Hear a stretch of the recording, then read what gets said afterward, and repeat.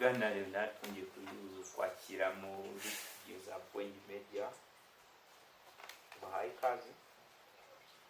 Ok, merci beaucoup. Ok, murakoze. Yego. Ukurikirana ibiganiro bya Point Media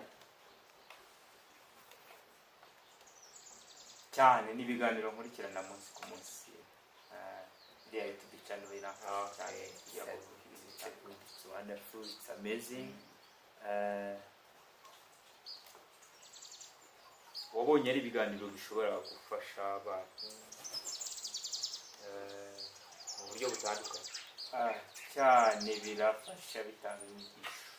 Yego mu buryo bw'inyigisho, kuruhuka n'ibindi. Nibyo rwose nibyo ubona nejeje.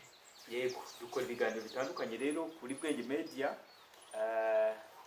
bigomba gufasha societe, cyane cyane biganje mu biganiro by'uburyo abantu bashobora gucreatinga YouTube channel bakayibyaza umusaruro, uburyo bushoboka bwose bwo kweditinga ama videos bashobora gukoresha